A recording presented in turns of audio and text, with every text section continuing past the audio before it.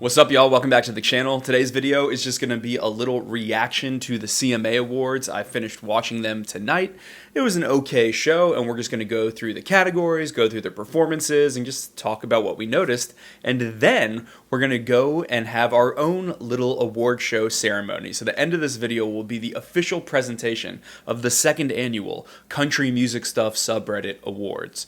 I think they're just the Country Music Stuff Awards. But Cyrus, one of the administrators over there, put together the whole process, and we narrowed it down to nominees, and then there was a vote. I have the winners, and I'm going to be reading them in this video, so thank you for participating. I got my notes right here if you see me looking at anything. So the opening of the show was a Charlie Daniels tribute. It started with Dierks Bentley, Asher McBryde, and Brothers Osborne. It's always fun to watch the Brothers Osborne play guitar, and then Asher McBryde, I think, has such a commanding stage presence, and Dierks was rock solid. After that, Jason Aldean came and continued the Charlie Daniels tribute. This was the first of a number of tributes throughout the night, although notably there was not one for John Prine, which I was a little bummed about because he was such an iconic songwriter, even if he was not mainstream ever. Sturgill Simpson definitely took issue with that as well on Instagram, but he always takes issue with the CMA Awards. It's one of my favorite traditions. After that, Reba McEntire and Darius Rucker came out, and they were the new hosts for the ceremony this year. I still don't really get why we kicked Brad Paisley and Carrie Underwood to the curb. They have such natural chemistry. I do not think that same natural chemistry exists between Darius and Reba. They're both very, very likable, but you know, the way they had the room set up this year, they actually did it in person, and you had to get like COVID checked, and you had bands like Lady A and Rascal Flatts dropping out from attending at the last minute because someone had tested positive.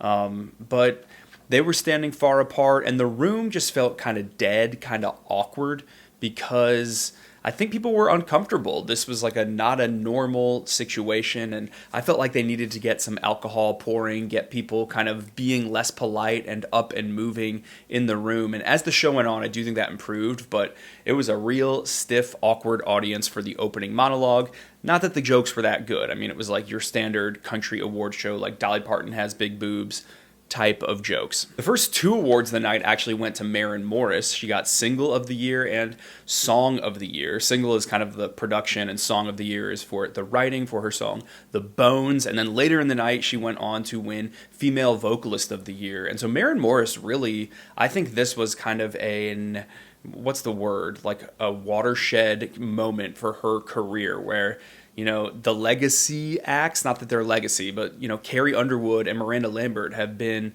the rulers of the roost for like 13 years. And now Maren Morris kind of has come in as a force. She is here. And even if you think her music is very poppy, which I certainly do, I don't even really see how The Bones is a country song. Maren Morris is kind of the queen bee at the moment. Of the three speeches that she gave, her one for female vocalist is definitely the most notable. She shouted out other songwriters, other black women that she really likes in country music. She said Rhiannon Giddens, mentioned Reese Palmer, Mickey Guyton, Yola.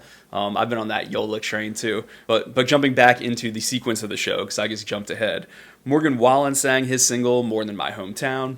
It was fine. I kind of felt like he needed an audience to vibe with, and this was the part of the show where the audience was still really dead. Gabby Barrett came out quite pregnant and almost looking like Michael Jackson with the little gold chains on her shoulders, and she sang with pop star Charley Puth, the kind of remixed version of her song I Hope. I still think this is a very shouty song, and I actually appreciated that Charley Puth has a much softer delivery style. Eric Church came out like very coiffed. Someone said he looked like he used too much dry shampoo, but it was kind of a Marty Stewart cut or a Waylon Jennings cut. But he looked a little different than the Chief that we are used to seeing. But he sang his song Hell of a View, and his constant backing singer Joanna Cotton was really featured in this performance the same way that he almost featured Valerie June a few years ago. It sounded great. Eric Church is so cool. He did a salute at the end for Veterans Day, and it was great. Darius Rucker came and sang a song, Beers and Sunshine. I just think this single, you'll see, I have a Yeehaw Yee Nah coming out probably tomorrow, and I just don't think this is a great song. Reba was trying to pump up the room. Ashley McBryde came out and sang One Night Standards.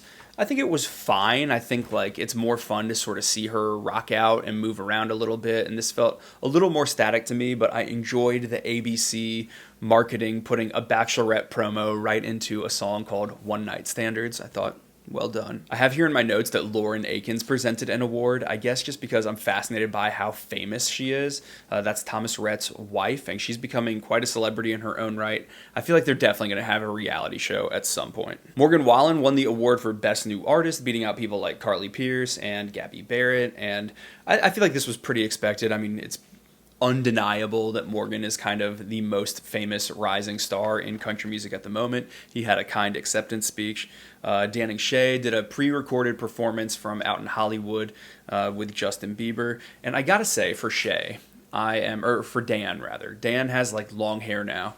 And I just gotta say congrats to Dan for making it through the transitional hair period, because I feel like that guy's taken a lot of crap for like 2 years online. For the hair kind of growing out. But I feel like now it's officially at a place where it's long. You know, it's not getting there, it's long. So he made it through that challenging grow out period. It sounded nice, 10,000 hours, not very country. Combs came out and sang his song Cold as You, and his wife was out in the crowd trying to pump up the audience. You know, she was pretty much the only person standing there, and she didn't get anyone to join her, but I think it actually did end up causing a chain reaction later in the show, and it might have been her just standing there strong that made everyone else look around and be like, I need to try a little bit harder here. I do think Cold as You is a jam. I really like that song and Without You on the deluxe version of his album. I think all of the beards on Luke Combs' band are pretty freaking impressive. Then there was a Joe Diffie tribute that seemed to be sponsored by Chevy, which I understand because, you know, obviously Pickup Man is Joe Diffie's iconic hit, but that felt a little crass to me. But John Party was up on stage singing Pickup Man, and I thought he did a great job. I think John Party just really does seem like a cowboy, especially when you put him in the context of all of the glitz that is at this award show. I thought he did a really good job.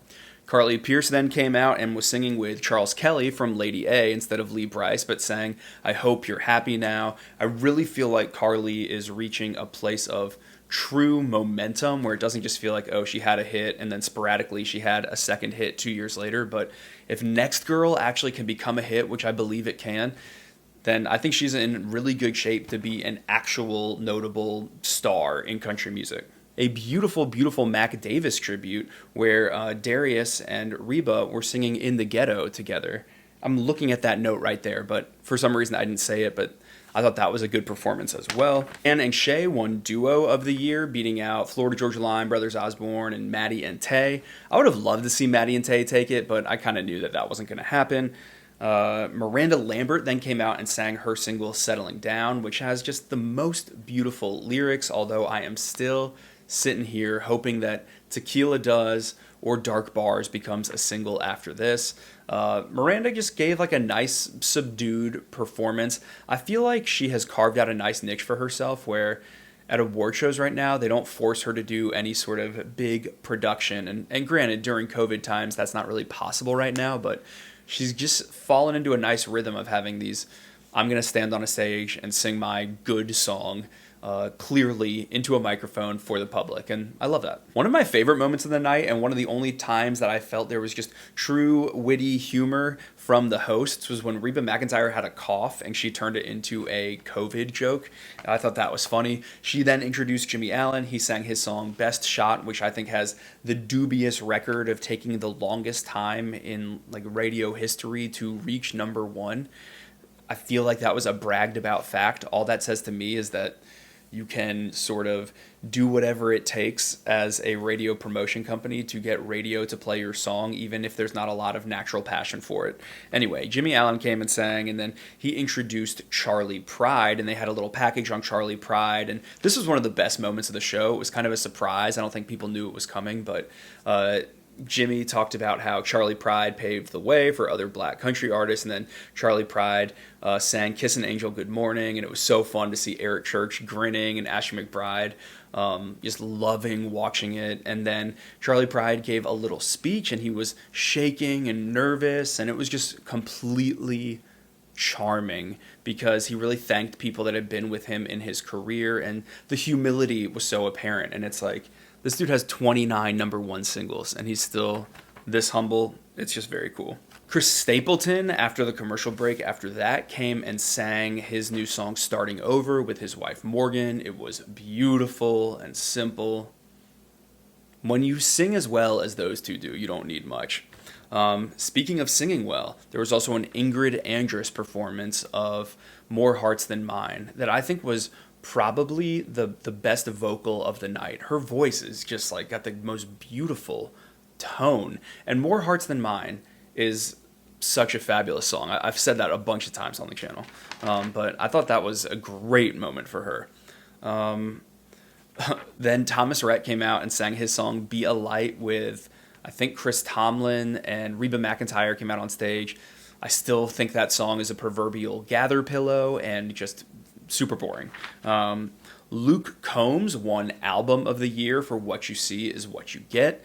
I expected that because it's so popular, although I have to admit, while I think that is a solid album, I think that Never Will by Ashley McBryde or Heartache Medication by John Party or even Wildcard, they're more interesting albums.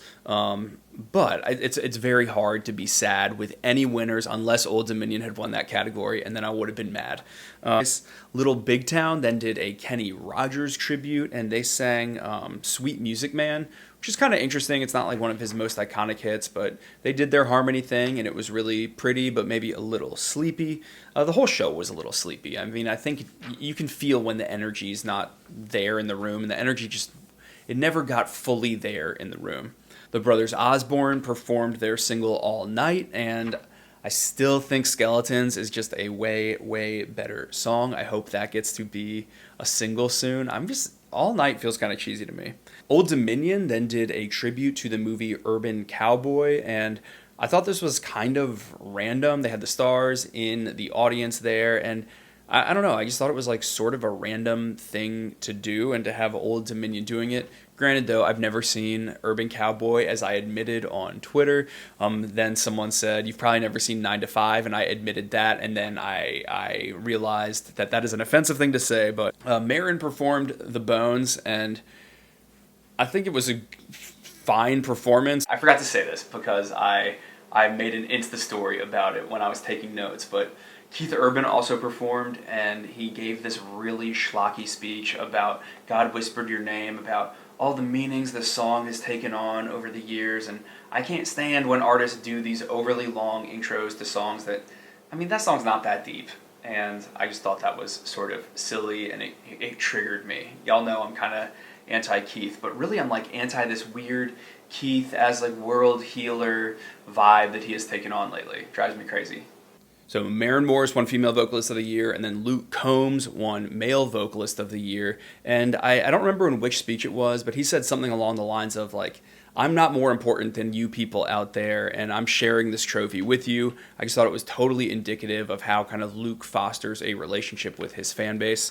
And then Kelsey Ballerini got very late in the show placement, which usually means for like the biggest tippy top stars. And she sang her song Hole in a Bottle, and also simultaneously then announced on Twitter that she is releasing a remix of it with Shania Twain, which may already be out. I don't even know, but that's pretty big news. I was wondering at the end of her performance why she said, "Let's go, girls," and then afterwards I had an answer.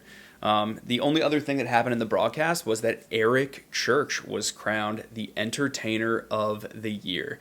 I don't know if you remember last year, but there was all the controversy with Garth Brooks winning Entertainer of the Year, and people thought it should go to Carrie Underwood or Eric Church, but it went to Garth in a year that people felt like he wasn't the main ambassador of country music, but Garth recused himself from the awards this year, a move that most people thought was classy, but definitely to some people came across as arrogant as well. But when he was out of the mix, the award went to Eric Church. And you could tell he was really moved. He's been after that for a long time. Carrie Underwood, you saw her winking a little bit tearfully. Like, you could tell she felt a little bit let down too, but I imagine her time is coming.